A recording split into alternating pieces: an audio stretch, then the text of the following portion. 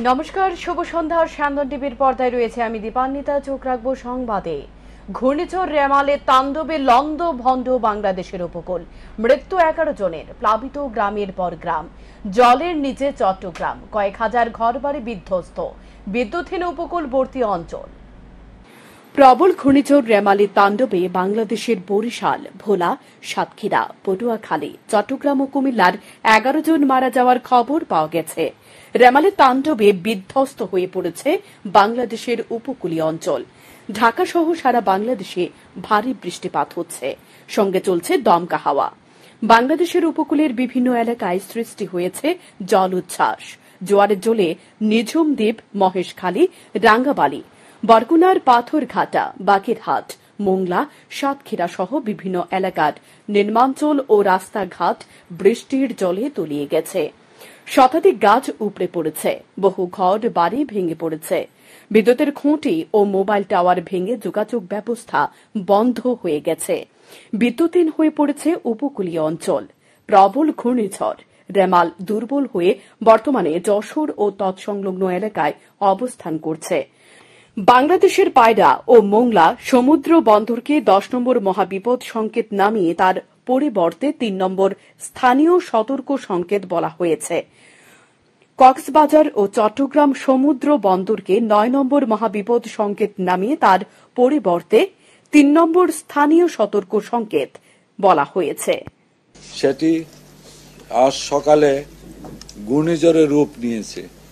ঘূর্ণিঝড় থেকে এটি উত্তর পূর্ব দিকে অগ্রসর হয়ে দুর্বল হয়ে স্থল গভীর নিম্নচাপ হিসাবে বর্তমানে যশোর এবং তৎসংলগ্ন এলাকায় অবস্থান করছে। এটি আরও উত্তর পূর্ব দিকে অগ্রসর হয়ে ক্রমশ বৃষ্টিপাত জড়িয়ে স্থল নিম্নচাপে পরিণত হবে। পায়রা ও মংলা সমুদ্র বন্দরকে 10 নম্বর মহাবিপদ সংকেত নামিয়ে তার পরিবর্তে 3 নম্বর, আমি আবার বলছি, 3 নম্বর স্থানীয় সতর্ক সংকেত দেখিয়ে যেতে বলা হয়েছে। কক্সবাজার ও চট্টগ্রাম সমুদ্র বন্দরকে 9 নম্বর মহাবিপদ সংকেত নামিয়ে তার পরিবর্তে 3 নম্বর স্থানীয় সতর্ক সংকেত দেখিয়ে যেতে বলা হয়েছে। উত্তর বঙ্গোপসাগরে অবস্থানরত সকল মাছ ধরার নৌকা ও ট্রলার সমূহকে আগামীকাল 28 মে 2024 দুপুর পর্যন্ত নিরাপদ আশ্রয়ে থাকতে এবং পরবর্তীতে সাবধানে চলাচল করতে বলা হয়েছে। এই ছিল আমাদের ঘূর্ণিঝড় রিমাল নিয়ে যে আবহাওয়ার বিশেষ বিজ্ঞপ্তি 19, এটি সর্বশেষ অবস্থা। এটিও জানিয়ে রাখি যে এই বুলেটিনের মাধ্যমে আমরা এই ঘূর্ণিঝড় রিমাল নিয়ে যে সমস্ত বুলেটিন ইস্যু করেছি এটাই সর্বশেষ বুলেটিন। এরপর আর কোনো বুলেটিন আমরা ইস্যু করব না। তবে এদিকে ঘূর্ণিঝড় রেমালের প্রভাবে ভারী বৃষ্টিতে ডুবে গেছে ঢাকা ও চট্টগ্রাম নগরের বেশিরভাগ এলাকা। জলাবদ্ধতার কারণে সড়কে সৃষ্টি হয়েছে ব্যাপক যানজট। জলে ঢুকেছে বাড়ি ঘরে, দোকানপাট ও অফিস আদালতে। এতে নগরীর বাসিন্দাদের চরম দুর্ভোগ পোহাতে হচ্ছে। স্যান্দন টিভি। স্টেট আয়ুর্বেদিক হাসপাতালে প্রাথমিকভাবে আয়ুর্বেদিক মেডিকেল কলেজ চালু করার পরিকল্পনা রয়েছে রাজ্য সরকারের। তার জন্য ইতিমধ্যে স্বাস্থ্য সচিব চিঠি প্রেরণ করেছেন কেন্দ্রীয় সরকারকে। পরবর্তী সময়ে আগরতলা রেন্টার্স কলোনিতে গড়ে তোলা হবে আয়ুর্বেদিক মেডিকেল কলেজ এবং হোমিওপ্যাথিক মেডিকেল কলেজ। সোমবার স্টেট আয়ুর্বেদিক হাসপাতাল পরিদর্শনে গিয়ে এই কথা বলেন মুখ্যমন্ত্রী ডক্টর মানিক সাহা। রাজধানীর রেন্টার্স কলোনিতে হোমিওপ্যাথিক মেডিকেল কলেজ এবং আয়ুর্বেদিক মেডিকেল কলেজ তৈরি করার চিন্তা ভাবনা রয়েছে রাজ্য সরকারের। সোমবার দুপুরে রাজধানীর প্যারাডাইস চৌমুহনী স্থিত আয়ুর্বেদিক হাসপাতাল পরিদর্শন করে একথা জানান রাজ্যের মুখ্যমন্ত্রী ডক্টর মানিক সাহা। তবে মুখ্যমন্ত্রী বলেন, মেডিকেল কলেজ করতে গেলে কিছু সমস্যা রয়েছে। সে সমস্যাগুলো কিভাবে দ্রুত সমাধান করা যায় সে বিষয়ে নির্দেশ দেওয়া হয়েছে। ইতিমধ্যে আয়ুর্বেদিক পুরনো হাসপাতালটির মধ্যে আয়ুর্বেদিক মেডিকেল কলেজ করা যায় কিনা তার জন্য স্বাস্থ্য দপ্তরের সচিব চিঠি দিয়েছেন। রাজ্যে আয়ুর্বেদিক চিকিৎসা পরিষেবা দীর্ঘ পুরনো। এই চিকিৎসা পরিষেবার উপর রাজ্যের মানুষের অনেক বেশি আস্থা রয়েছে।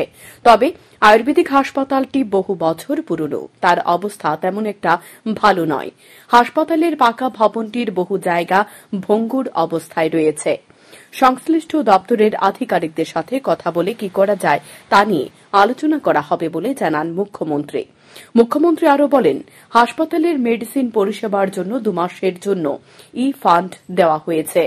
মুখ্যমন্ত্রী সাংবাদিকদের এক প্রশ্নের উত্তরে আরও বলেছেন, রাজ্যের এমআরআই 2টি মেশিন বিভিন্ন সময় অচল হয়ে থাকার সমস্যা কিভাবে সমাধান করা যায় সে বিষয়ে তিনি দপ্তরের আধিকারিকদের সাথে আলোচনা করবেন। মেডিসিনে বিভিন্ন সময়ে যন্ত্রাংশ নষ্ট হয়ে যাওয়ায় বিকল হয়ে পড়ে, তাই বিকল্প যন্ত্রাংশ দিয়ে যাতে মেশিন চালু রাখা যায় সে বিষয় নিয়ে কথা বলবেন। সরকার সবচেয়ে বেশি গুরুত্ব দিয়ে চলেছেন স্বাস্থ্য পরিষেবায়। কোনোভাবেই যাতে মানুষের দুর্ভোগ পোহাতে না হয় সেদিকে গুরুত্ব দিয়ে সব ধরনের সুবিধা দ্রুত চালু করার চেষ্টা করছে বলে জানান মুখ্যমন্ত্রী। এর আগেও এই বিল্ডিংটা আমি ইনগুরেশনের সময় এসেছিলাম।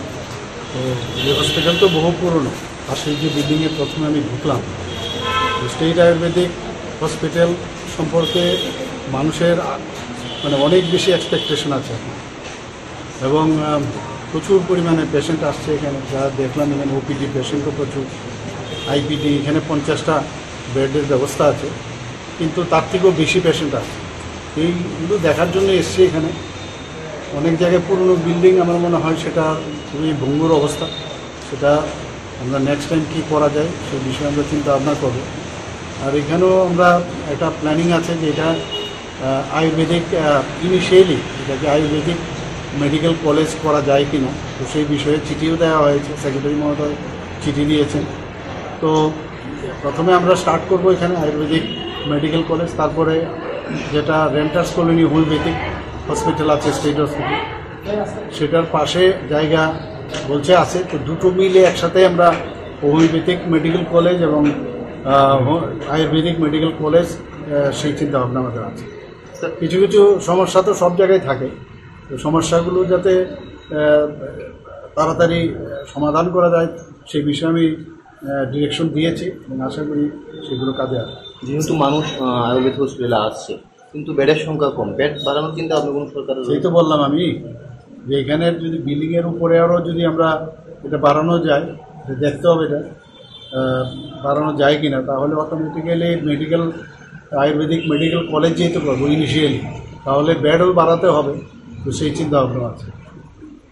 আর যেখানে মেডিসিন নিয়ে প্রশ্ন করেছিলেন আপনারা, এদিন মুখ্যমন্ত্রীর সাথে ছিলেন স্বাস্থ্য দপ্তরের সচিব কিরণ গিত্তে সহ আয়ুর্বেদিক হাসপাতালের বিশেষজ্ঞ চিকিৎসকরা। শান্তন টিভি। আমি বাঁচতে চাই, আমি আর কথা বলতে পারছি না। আমার এই ভিডিওটা যাতে মুখ্যমন্ত্রীর কাছে গিয়ে পৌঁছায় তার জন্য যত পারেন শেয়ার করুন। এ কথাগুলো কোনো ইউটিউবার বা ব্লগারের নয়। এই অনুরোধ জিবি হাসপাতালে শয্যা থেকে এক অসুস্থ যুবতীর, নাম সোনিয়া আক্তার। উন্নত চিকিৎসার জন্য চিকিৎসক চেন্নাই যেতে বলেছেন, কিন্তু আর্থিকভাবে গোটা পরিবার দুর্বল, তাই সহযোগিতার দাবি জানিয়েছে জটিল রোগে আক্রান্ত যুবতী। বিশ্রামগঞ্জ নলাজোলা এলাকার এক যুবতীর হাতে টিউমার। জিবি হাসপাতালে অস্ত্রোপচারের পরেও এ টিউমার সেরে ওঠেনি। বর্তমানে জিবি হাসপাতালে চিকিৎসাধীন হলে চিকিৎসকরা জানিয়ে দিয়েছে উন্নত চিকিৎসার জন্য চেন্নাই চলে যাওয়ার জন্য, এবং তার শরীরের রক্ত পাওয়া যাচ্ছে না। চিকিৎসকের এই কথা শুনে সোনিয়া আক্তার জিবি হাসপাতালের শয্যা থেকে মুখ্যমন্ত্রী সহ রাজ্যবাসীর উদ্দেশ্যে বলেন, তার চিকিৎসার জন্য আর্থিকভাবে সহযোগিতা করা হয়, কারণ সে বাঁচতে চায়। জিবি হাসপাতালে তার চিকিৎসা হচ্ছে না। সে আরও জানায়, দীর্ঘ 20 বছর ধরে এ রোগে আক্রান্ত হয়ে ভুগছেন। গত 4 দিন আগে আবার জিবি হাসপাতালে সে ভর্তি হয়েছেন, কিন্তু এখন আর পরিবারের সামর্থ্য নেই চিকিৎসার ব্যয়ভার সামাল দেওয়ার। এখন পর্যন্ত সোনিয়া অনেকের কাছে গিয়েছেন, কিন্তু কোনো সহযোগিতা পাননি। কিন্তু এখন আর শারীরিকভাবে এতটা সক্ষম নয় যে মানুষের কাছে গিয়ে সহযোগিতা চাইতে পারবে। তাই হাসপাতালের শয্যা থেকে তার একটা বক্তব্য ভিডিওটা যত পারেন শেয়ার করুন, যাতে মুখ্যমন্ত্রী সহ সহৃদয় ব্যক্তিদের কাছে গিয়ে ভিডিওটা পৌঁছায়। আমার নাম সোনিয়া আক্তার, বাড়ি বিশনগঞ্জ। আজকে অনেক দিন যাবৎ আমি অসুখে ভুগতাছি। আমি আজকে 4 দিন হয়েছে জিবি হসপিটালে ভর্তি হয়েছি। আমার শরীর থেকে রক্ত সরে যাচ্ছে, পেটের থেকে এবং হাতের মধ্যে দেখতেছেন আমার দিকে কি বড় একটা রোগ হয়েছে, রক্ত পাওয়া যাইতেছে না। আমারে কইছে ডাক্তারে যদি বাঁচাইতে চাই আমি তাড়াতাড়ি বেলু বা চেন্নাই যাইতাম। আপনারা সবাই আমারে সাহায্য করুন যাতে আমি বাঁচতে পারি, এবং বেশি বেশি করে শেয়ার করবেন যাতে মাননীয় মুখ্যমন্ত্রী মানিক শাহ স্যারের কাছে এই ভিডিওটা গিয়া পৌঁছায় এবং আমারে সাহায্য করতে পারে। আপনার কাছে কতর অনুরোধ করলাম। আমার পরিবারে আমার বাবা একজন কৃষক ছিল, এখন গাড়ি অ্যাক্সিডেন্টে বাড়িতে আছে। এখন আমার বাবার কোনো ক্ষমতা নাই কিছু করার জন্য। আপনারা সবাই মিলে আমারে সাহায্য করুন এবং মানিক শাহ স্যারের কাছে আপনারা এই ভিডিওটা পৌঁছান যাতে আমারে উনি সাহায্য করতে পারে।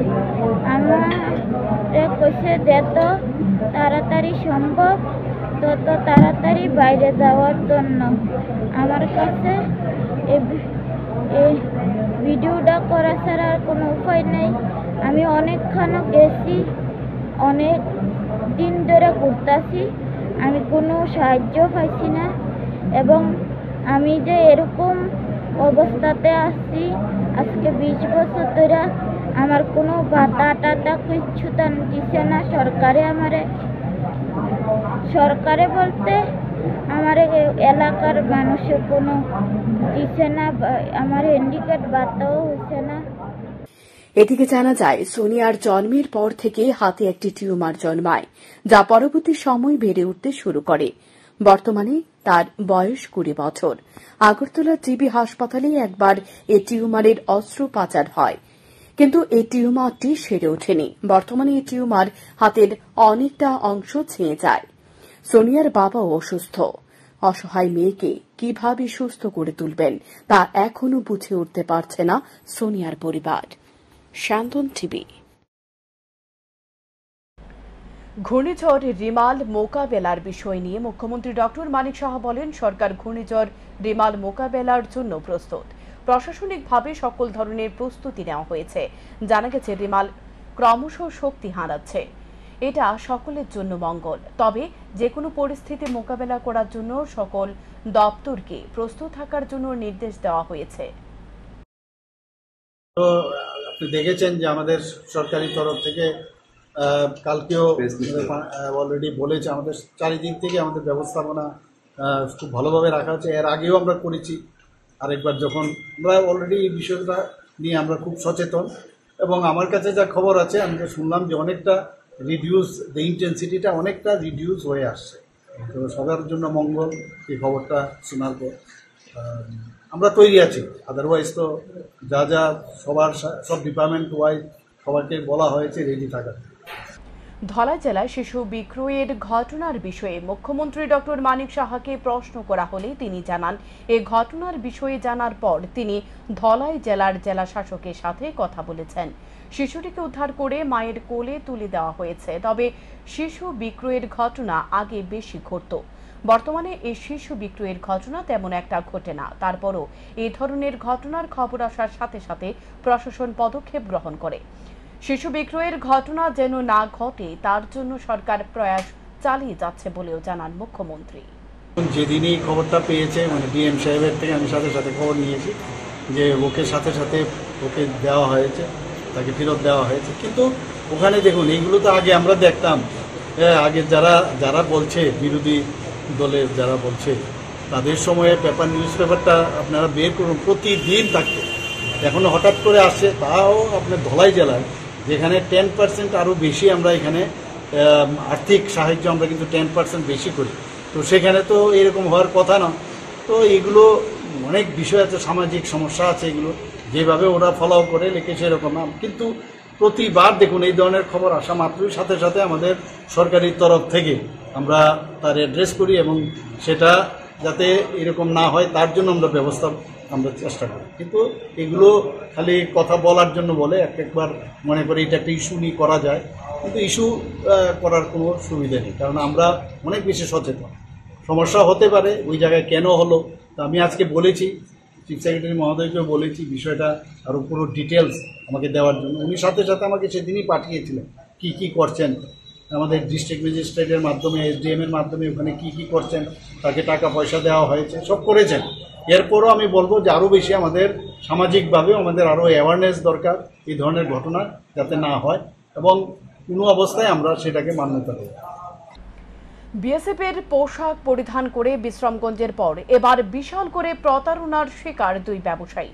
অভিযোগ, সোমবার সকালে বিএসএফের পোশাক পরিধান করে এক ব্যক্তি বাজারে এসে এক মুদির দোকানে গিয়ে দোকানের কর্ণধার রিপন সাহার কাছ থেকে 18,695 টাকার জিনিস ক্রয় করে টাকা না দিয়ে বরং 400 টাকা নিয়ে পাশের দোকান থেকে আসছে বলে যায় এবং বলে যায় ক্যান্টিনের গাড়ি আসার পর 400 টাকা সহ 18,695 টাকা দেওয়া হবে। তারপর বাজারে এক মাছ বিক্রেতার কাছে গিয়ে 15 কেজি মাছ ক্রয় করে 4,200 টাকা চেয়ে নিয়ে বলে কিছুক্ষণ পর ক্যাম্পের থেকে লোক আসলে সে টাকা ফিরিয়ে দেওয়া হবে। তারপর সে মাছ বিক্রেতা ইন্দ্রজিৎ দাসের সাথে প্রতারণা করে চম্পট দেয় অভিযুক্ত।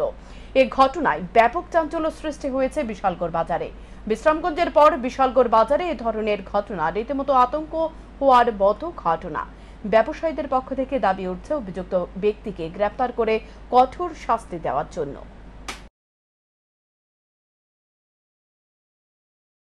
ঘটনা হয়েছে আমার থেকে একজন বিএসএফ এর মতো ড্রেসিংটা এই টেকসুট টেকশার্ট সুটু পাও দই না আছে, একটা খাতা কলম লুয়ে আইসে আমি এখানে তো সবই আছে, আমার এই মালগুলা একটু দেন। এই আমি লিখছি, লেখার পরে আমার কাছে আমরা গাড়ি আইব, গাড়ি আইলে আমরা মাল লিয়ে যাবো, টাকা টোকা লুয়ে আইব। তারপরে আমার থেকে 400 টাকা নিয়েছে, নিয়ে গেছে সামনে একটু আই, আমি 400 টাকা দিয়ে দিচ্ছি। আমার এতে ব্যাগ নিয়েছে, ব্যাগ নিয়ে মাছের দোকানে মাছ কাটাইছে, ব্যাগ থেকে বলে 4200 টাকা নিয়েছে, নিয়ে এসে গেছে আই কই আর বদলুক আর আয়। এইভাবে যদি চলে না সিসি ক্যামেরা SDMর সামনে আমরা কি কইরা বাসুন 400 দোকান আমরা কীভাবে জীবনযাপন রক্ষা করবো, এটা আমরা খুব কষ্ট। এমন ধরনের বাচ্চাদের ভিডিওটা পাইয়া গেছে। হ্যাঁ, কত টাকার মাল লেগাইছো? মাল লেগাইছে 18,695 টাকা। ঘটনা এমনি সকালে 8টা থেকে 9টার ভিতরে একজন লোক আসছে বিএসএফ এর কাটে, হ্যাঁ কইসে বিএসএফ চাকরি করে, তো আয়সা এইভাবে কইছে যে আমরা তো 20 কেজি মতো মাছ রাখবো, তুমি দিতে পারবে? কইছে হ্যাঁ দিতে পারবে। তো তারা আমার দোকানে আরও কাস্টমার আসলে পুরো ডিটেলস আমি বলতে পারছি না, কারণ আমি বিএসএফ টেবিলের মধ্যে মাছ দিয়ে আরও বিশেষ মানে সবসময় দেওয়া যায়, প্রত্যেক সপ্তাহে দেওয়া যায়। তো আমি জিনিসটা বুঝতে পারছি না, এই যে প্রতারণা করছে আমাকে। মানে কি করছে? বলছে আমি মাছ কাটাইছে 15 কেজি, আর ক্যাশ টাকা নিয়েছে আমার থেকে 4200 টাকা। তো আমি টাকাটা দিতে আসি, আমার মেসেজের থেকে আরেকজন লোক আছে, আমি টাকা আনছি, এরকম করে সেটা টাকাটা নিচ্ছে। আমি আরেকটা দোকান থেকে আইতাছি, হ্যাঁ একটা মাল কিনে পেয়েছি, ওই টাকাটা আমি থেকে নিতেছি, আমি একসাথে মাছের টাকার সাথে একভাবে দিয়ে দিচ্ছি। প্রতারণা কি বিএসএফ পরিচয় দিয়েছে? হ্যাঁ বিএসএফ এর পরিচয় দিচ্ছে। কোন জায়গায় এটা? এটা বিশালগড় SDM অফিস। তো পরবর্তী সময় কি খুঁজে পাইছেন? না, পরবর্তী সময় যখন 1 ঘন্টা আমার উল্টা সাইডে একটা বাজে মাল দোকান আছে, তাই নিয়ে এসে আমার বলতেছে আমার থেকে এরকম 400 টাকা লেগে গেছে, 100 টাকা আর মাল কিছু মাথায় পেয়ে গেছে, হ্যাঁ কি আইতাছে নাকি। ভয়াবহ যান দুর্ঘটনার বলি একজন, আহত 9 জন। ঘটনা চুরিলা মোটর স্ট্যান্ডের এলাকায়। নিহতের নাম জাহাঙ্গীর হোসেন। হতাহত সকলেই শ্রমিক। জানা যায় রবিবার রাতে চুরিলা মোটর স্ট্যান্ড এলাকায় দুই গাড়ির মধ্যে সংঘর্ষে মৃত্যু হয় একজনের। আহত 9 জন শ্রমিক। পরে দমকল কর্মীরা আহতদের উদ্ধার করে বিশালগড় মহকুমা হাসপাতালে নিয়ে আসার পর কর্তব্যরত চিকিৎসক আহত 9 জন শ্রমিককে আগরতলা জিবিপি হাসপাতালে রেফার করে। এদিকে ঘটনাস্থলে মৃত্যু হয় জাহাঙ্গীর মিয়া নামে এক শ্রমিকের। মৃত শ্রমিকের বাড়ি চরিলা মধ্য চারিপাড়া এলাকায়। আহত শ্রমিকের উদ্ধার করে নিয়ে আসে বিশালগড় মহকুমা হাসপাতালে। আহত শ্রমিকরা হল ফারুক মিয়া, দুলাল সাহা, দীপক শীল, মিলন মিয়া, সুবল মিয়া, সুহেল মিয়া, আব্দুল মিয়া, রিপন মিয়া, নাসির মিয়া। এদিকে দুর্ঘটনার খবর পেয়ে বিশালগড় মহকুমা হাসপাতালে রাতে ছুটে আসে বিশালগড়ের বিধায়ক সুশান্ত দেব। আহতদের দ্রুত আগরতলা জিবিপি হাসপাতালে নিয়ে যাওয়ার ব্যবস্থা গ্রহণ করে। অন্যদিকে দুর্ঘটনায় মৃত জাহাঙ্গীর মিয়ার মৃতদেহ হাসপাতালের মর্গে পাঠায় কর্তব্যরত চিকিৎসকরা। অন্যদিকে ঘাতক লরিটি ঘটনাস্থল থেকে পালিয়ে যায়। পুলিশ আটক করতে পারেনি লরি চালককে। অ্যাকচুয়ালি চুরিলাম এলাকাতে একটা ভয়াবহ যান দুর্ঘটনা হয়। দুর্ঘটনায় বেশ কিছু জানারই আহত হয়। এর মধ্যে একজন জাহাঙ্গীর হোসেন নামে ওনার নিহত হয়। তো খবর পেয়ে তৎক্ষণাৎ বিশালগড় হসপিটালে আসি এবং প্রাথমিক চিকিৎসার পরে ডাক্তারবাবুরা এই সমস্ত রোগীকে জিবি হসপিটালে রেফার করেছে এবং দেখছি কি হচ্ছে। রোগী পরিজনদের বাড়িতেও খবর দেওয়া হয়েছে। দুর্ঘটনাটা কিভাবে ঘটেছে? এটা শুনেছি একটা বোলেরো গাড়ির সঙ্গে একটা জেসিবি গাড়ির মুখোমুখি সংঘর্ষ হয়েছে। তারা কোথেকে আসছিল, কোনো খবর পেয়েছেন? নিশ্চয়ই কোনো একটা মানে কর্মক্ষেত্র থেকে হয়তো বা কোনো কলের বা কিছু কাজ করে সবাই মানে কোনো না কোনো নিজের পেশাতে জড়িত ছিল। দুর্ভাগ্যবশত জানতে ওখানে আমরা বাড়ি থেকে আসি খবর শুনি। হ্যাঁ, খবর শুনে দেখতেছি হেন বিশালগড় হসপিটাল আছে। দেখি জাহাঙ্গীর হোসেন চারপাড়া বাড়ি, আমার পাড়াবতী এসে গুঞ্জামাই। আচ্ছা, মৃত্যু মারা গেছে? হ্যাঁ, মারা গেছে। কোন জায়গাতে অ্যাক্সিডেন্ট হয়েছে? এটা আমরা শুনছি, খবর গিয়া চললাম। চরিলামে যে মারা গেছে ওটার বাড়ি কোনটা? চারপাড়া। আপনার কি হয়? আমরা গুঞ্জামাই। আচ্ছা, মোট কতজন আহত হয়েছে? গুনছি না তো হেন মানে কতজন আসলো আনুমানিক? অনুমানিক তো 8-10 জন। তারা কি কাজ করে? সাম্বারসিবল জলের মেশিন বোয়া। বাকিরা কই আছে এখন? ওখান তো পণ্ডিত জওহরলাল নেহরুর ভারতীয় জাতীয় কংগ্রেসের রাজনীতিবিদ, ভারতীয় স্বাধীনতা আন্দোলনের অন্যতম প্রধান নেতা এবং স্বাধীন ভারতের প্রথম প্রধানমন্ত্রী ছিলেন। দূরদৃষ্টি সম্পন্ন আদর্শবাদী পণ্ডিত এবং কূটনীতিবিদ নেহেরু ছিলেন একজন আন্তর্জাতিকভাবে খ্যাতি সম্পন্ন ব্যক্তিত্ব। পাশাপাশি তিনি ছিলেন একজন বিশিষ্ট লেখক। 1889 সালের 14 নভেম্বর এলাহাবাদে তিনি জন্মগ্রহণ করেছিলেন। 1964 সালে 27 মে নয়াদিল্লিতে মৃত্যু হয় জওহরলাল নেহরুর। সোমবার প্রদেশ কংগ্রেস ভবনে পণ্ডিত জওহরলাল নেহরুর 60তম মৃত্যুবার্ষিকী পালন করা হয়। এদিন জওহরলাল বাল মঞ্চের উদ্যোগে আগরতলা কংগ্রেস ভবনে প্রয়াত দেশের প্রথম প্রধানমন্ত্রী জওহরলাল নেহরুর 60তম মৃত্যুবার্ষিকী পালন করা হয়। উপস্থিত ছিলেন যুব কংগ্রেসের সভাপতি, মহিলা কংগ্রেস সভাপতি, সদর জেলা কংগ্রেসের সভাপতি সহ জওহরলাল বাল মঞ্চের রাজ্য চেয়ারম্যান আলোক গোস্বামী। তাঁর সকলে পণ্ডিত জওহরলাল নেহরুর প্রতিকৃতিতে পুষ্পার্ঘ্য অর্পণ করে শ্রদ্ধা জানান। আজকে 27 মে ত্রিপুরা রাজ্যে আমরা জওহরলাল মঞ্চের উদ্যোগে ওনার 60তম মৃত্যুবার্ষিকী আমরা উদযাপন করলাম। আপনারা জানেন যে সারা ভারতবর্ষে ব্রিটিশ সাম্রাজ্যবাদের হাত থেকে যখন ভারতবর্ষকে স্বাধীনতা এনে দিয়েছিলেন যারা, তাদের মধ্যে আমাদের ভারতবর্ষের রূপকার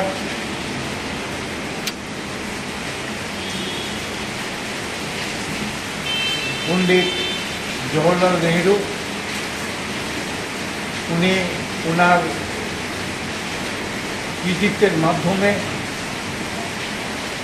এবং তখনকার সময়ে যারা নেতৃত্ব ছিলেন সারা ভারতবর্ষের ইতিহাসের পাতায় যাদের নাম রয়ে গেছে সবার একটা ঐকান্তিক সিদ্ধান্তমূলে উনি ভারতবর্ষের প্রধানমন্ত্রী হন। আজকে আমরা একটা জিনিস লক্ষ্য করছি যে ত্রিপুরা রাজ্যে শুধু নয় সারা ভারতবর্ষের বুকে যারা এই ভারতবর্ষ স্বাধীনতা লাভ করেছিল, স্বাধীনতা এনে দিয়েছিল, ইতিহাসের পাতা থেকে তাদেরকে সরিয়ে দেওয়ার একটা চক্রান্ত চারিদিকে বিজেপি। ঘূর্ণিঝড় রেমালের জেরে সকাল থেকে বৃষ্টিতে সপ্তাহের প্রথম দিনে বিধ্বস্ত আগরতলার একাংশ। এদিকে সকাল থেকে ঝড়ের দাপট সে অর্থে না থাকলেও ছিল প্রবল বৃষ্টি। সোমবার ভোর থেকে আগরতলা শহরে দমকা বাতাসের সাথে ভারী বৃষ্টি শুরু হয়েছে। বাতাসের বেগ ছিল প্রায় 30 থেকে 40 কিলোমিটার। সাথে ছিল বৃষ্টি। বাজার হাটে ছিল না তেমন লোকজন। বৃষ্টিতে কেউ ঘর থেকে বের হতে চায়নি। আবহাওয়া দপ্তরের পক্ষ থেকে পূর্বাভাস পেয়ে রাজ্য সরকারের পক্ষ থেকে আগে শিক্ষা প্রতিষ্ঠানগুলি ছুটি ঘোষণা করা হয়েছে। তবে অফিস আদালত ছিল খোলা। সমস্ত কর্মীরা অফিস আদালতে উপস্থিত ছিলেন না এদিন। রাস্তাঘাট ছিল এক প্রকার ভাবে জনশূন্য। যানবাহন ছিল অনেকটাই কম। তবে প্রবল ঝড়ের খবর নেই বলে চলে। কিন্তু লাল সতর্কতা জারি করা হয়েছে গোমতী জেলা এবং সিপাহীজলা জেলাকে। পাশাপাশি সারা রাজ্যে এদিন জারি ছিল কমলা সংকেত। ভারী থেকে অতি ভারী বৃষ্টিপাতের সম্ভাবনা রয়েছে। একে আবহাওয়া থাকবে আগামী মঙ্গলবার। বিপর্যয় মোকাবেলা টিম পরিস্থিতি স্বাভাবিক রাখতে প্রস্তুত রয়েছে। যদি কোনো রকম বন্যা বা গাছপালা ভেঙে পড়ে তাহলে দ্রুত কাজে হাত লাগাবে বিপর্যয় মোকাবেলা টিম। পাশাপাশি মানুষকে বিপর্যয় থেকে রক্ষা করতে প্রস্তুত রাখা হয়েছে জ্যাকেট, নৌকা সহ বিভিন্ন সরঞ্জাম। এদিকে খবর রয়েছে সকাল থেকে অবিরত বৃষ্টির কারণে আগরতলা শহরের কিছু কিছু এলাকায় জল জমাট বাঁধতে শুরু করেছে। দ্রুত জল নিষ্কাশনের জন্য জলের মোটর পাম্প ব্যবহার করা হচ্ছে। বিদ্যুৎ সংযোগ নেই বহু এলাকায়।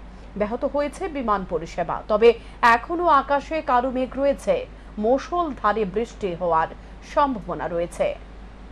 শহর আগরতলার সবচেয়ে বড় সমস্যাগুলির মধ্যে একটি হলো জলডুবি।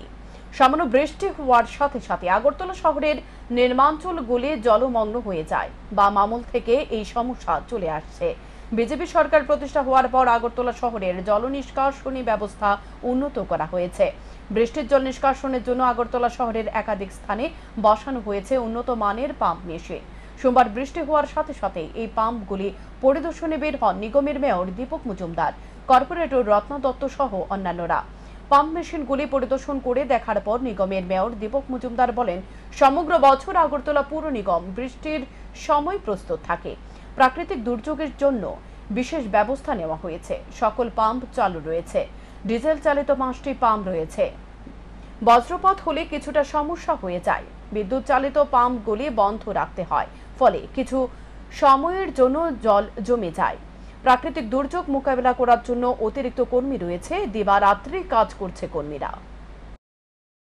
আমাদের এই ঝড় মোকাবিলা করার জন্য বা এই দুর্যোগ মোকাবিলা করার জন্য রাজ্য সরকার থেকে সমস্ত দপ্তর প্রস্তুত আছে এবং আগরতলা পৌর নিগম তারা অবশ্যই বৃষ্টির সময় আমরা প্রস্তুত থাকি। তারপরেও দুর্যোগের জন্য বিশেষভাবে কিছু ব্যবস্থা গ্রহণ করা হয়েছে। আমাদের বিভিন্ন পাম্পগুলি পদ্ধতিগুলি আমাদের কমিশনার সাহেব আমাদের আধিকারিকরা আছেন, ইউনিয়নের আছেন, যার কাজে আছেন। সবাই কিন্তু প্রতিনিধি পাম্পগুলি বিশেষ করছেন। পাম্পগুলি চালু আছে। বেশি প্রাকৃতিক দুর্যোগ হলে তো কিছু করার নেই। আমাদের সমস্যা যেটা হয় এখানে বজ্রপাত হলে পরে পাওয়ারটা চলে যায়। এই কারণে কিছুক্ষণ জল জমে থাকে। আমাদের কোনো অসুবিধা নেই। আমাদের 5টা ডিজেল পাম্প আছে আর বাকি 16টা পাম্প আমাদের কাজ করছে। এখনও চালু আছে সমস্ত জায়গায়। কোথাও জল জমে নেই। যখন জল জমে সাপ্লাই করতে করার চেষ্টা করা হয় সেক্ষেত্রে আমাদের অফিসাররা, আমাদের কর্মচারী বন্ধুরা দিবার কাজ করছেন। আমাদের এই মোকাবিলা করার জন্য দিবার আলাদা স্টাফ আছে এবং আমাদের পাম্পের যারা অপারেটর তারা সর্বক্ষণ কাজ করছে। সবগুলো পাম্পে কি চালু? সবগুলি চালু আছে। যখন যেটা এখন ডিজেলটা বন্ধ করতে জল নেই, ওই জন্য। প্রাকৃতিক দুর্যোগের কারণে দুর্ঘটনার কবলে পড়ে একটি বিএসএফের গাড়ি। ঘটনা সোমবার সকালে শান্তির বাজার মহকুমার অন্তর্গত পতিছড়ি ড্রপ গেট এলাকায়। জানা যায় TR01M0885 নম্বরের বিএসএফ জওয়ানের বড় গাড়িটি দ্রুত গতিতে ছিল। সে সময় ঝড়ো হাওয়ার কারণে চালক গাড়িটি নিয়ন্ত্রণ হারিয়ে ফেলে, ফলে গাড়িটি নিয়ন্ত্রণ হারিয়ে রাস্তার পাশে উল্টে যায়। তবে দুর্ঘটনায় হতাহতের কোনো খবর নেই। দুর্ঘটনার সঠিক কারণ জানতে ঘটনা তদন্তে নেমেছে পুলিশ।